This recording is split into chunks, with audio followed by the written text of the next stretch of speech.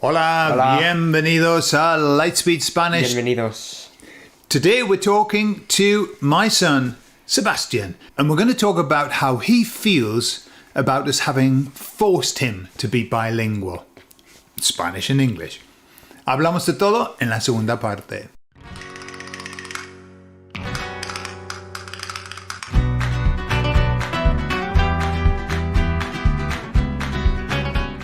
So Sebastian, how old are you now? I'm 14 years old. 14.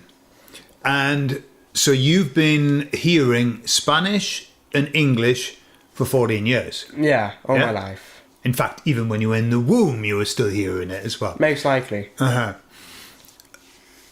First of all, which language do you prefer? Do you have a preference, Spanish or English? Well, for me it's English only because I'm a bit better at English than I am at Spanish. Right. And why do you think that is? Why do you think you've got a preference for English in terms of skill? I don't know, there's two reasons. One is that I think it sounds a bit better. Just by like a few percent. Uh-huh. And also because when I watch content, my whole life it's usually been English and not really Spanish. Okay. So I learned lots of English from YouTube and stuff. Okay, so basically the content that you watch tends to be in English, yeah? Yeah. Do you watch content in Spanish as well? Occasionally. Yeah. I find some funny Spanish people that I like to watch. And yeah. So the way that we've worked with Sebastian and also with Damien as well is that I only speak to Sebastian in English and his mum only speaks to him in Spanish. Yeah. Sebastian, what do you think the major differences between Spanish and English are? Overall, the vibe's different. It's like English and Spanish. They're like opposite languages. It feels like opposite languages. The vibe's different. And what Yeah. was the vibe? What's the Spanish vibe? The Spanish vibe is like day and the English one is night. It's completely different. What's different about the vibes? Why is English so different? For me, with Spanish speakers, I have a feeling they have a higher confidence or a better ego than with English speakers or with the English language. Okay. So they're more expressive, But- more outgoing yeah. and stuff like that. Although with British or with American English, it sounds a bit more professional, like for business stuff, Okay. for me at least. What would you say are the benefits? We'll talk about the benefits first. The benefits of being bilingual. The benefits, well, obviously, because I can speak two languages, so I can flex on people. Flex means to show off, yes? Yes. Uh-huh. So you can show off having two. Yeah, it's Yeah. cool, isn't it? Having two languages, yeah. And it's a double life, where if I'm with a Spanish person, I tell them that I'm English, and if I'm with an English person, then I tell them that I'm Spanish. So I live a double life, basically. And why do you do that? Just so that you look more sort of interesting. Yes, I do. Okay. All right. What are the downsides, if any, of being bilingual that you could think of? Maybe one of them could be like being frustrated about not knowing certain words in one language. For me, it's with Spanish. I often forget Spanish words. So I get frustrated when I'm speaking to someone. Because you know what you would say in English, but you can't get the word in Spanish. Yeah. Well, I think that's something that we all suffer from. Do you think that you're going to use your English more or your Spanish more? It depends whether I move to England or not. If I stay in Spain, obviously I'll use Spanish more. But if I move to England, I'll use English more. Yeah. But I'm not too sure about the decision of moving to England. I'm not 1,000,000,000% sure anymore. Okay. You used to be very sure that you wanted to move to England. Yeah. Yeah. But the weather's not very good there. It's very true. It's very true. And the weather's slightly better here, yeah? Yeah.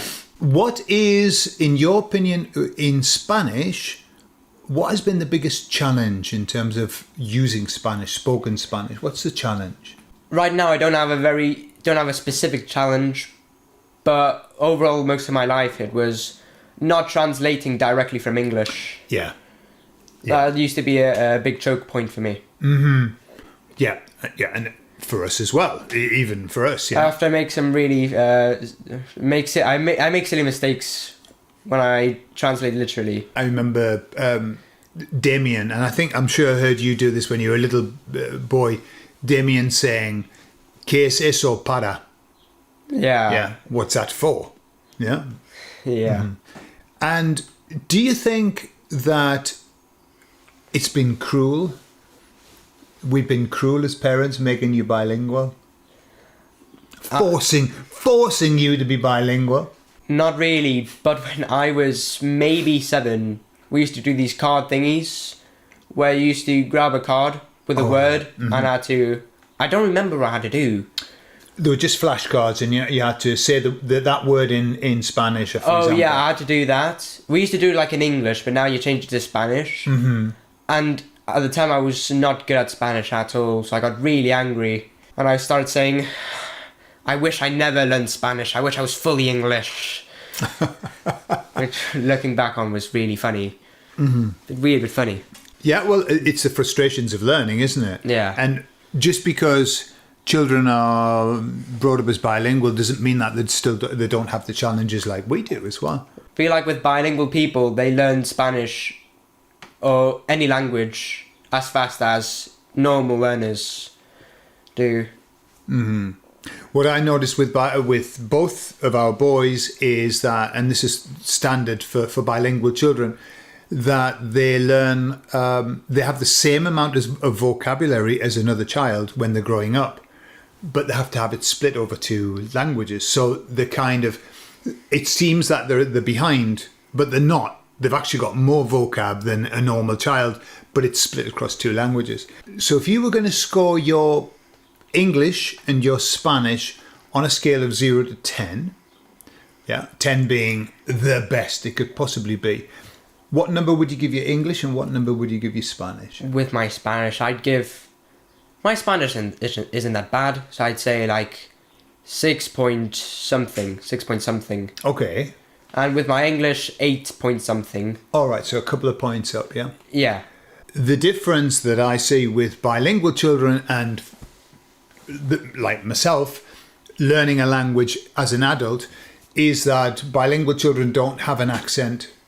They don't have a noticeable accent when they change over. So when you speak Spanish like Spanish people. Like an NPC. Yeah, except what Sebastian hasn't got is the local sound. He has a neutral, you can hear his English as well. He hasn't got my accent from the northeast of England. He's got his own, like a neutral accent, and the same in Spanish, it becomes neutral, yeah? Yeah. Yeah. Basically. Mm-hmm. But I've got to say that Sebastian, when he first started, can you remember being American when you first started English? Oh, wow. Yes, I do remember. I wanted to be American because the content that I used to watch was mostly American. That's right. And I learned the English-American vocabulary, like eggplant or tomato, or words like that. Tomato, eggplant. Yeah. And I used to pronounce it in an American way as well. Absolutely, yeah. Yeah. So I used to always be saying to him, it's not tomato, it's tomato.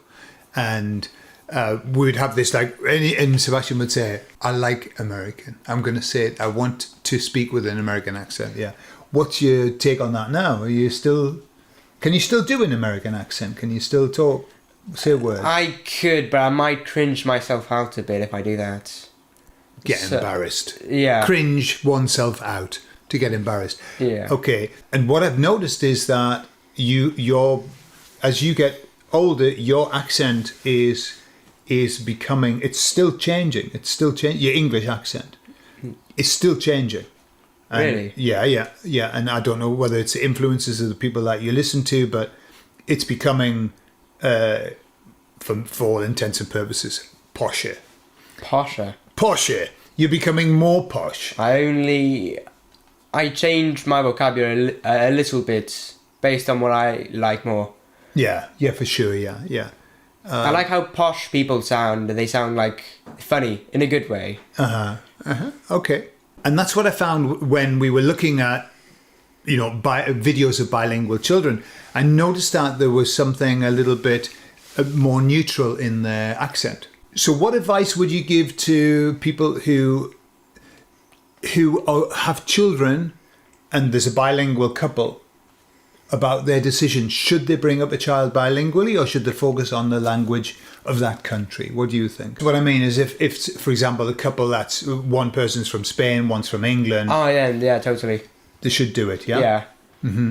I feel like it gives a lot of opportunities for the kid. For sure, yeah. Okay. Well, thank you very much, Sebastian, You're welcome. for chatting with us. And he's getting big now, isn't he? For those who've watched, because some people have seen you since you were yay high, yeah? Really? In fact, some people, I don't know, put in the comments if you saw Cynthia when she was pregnant with Sebastian 14 years ago. We've got people who've been following us for that long. That's a long time. That's a long time, when he was just a bump. Ok, pues eso es todo y ahora nos vamos. Vale. You gotta say, y nos vemos. Y nos vemos. Hasta luego. Hasta luego.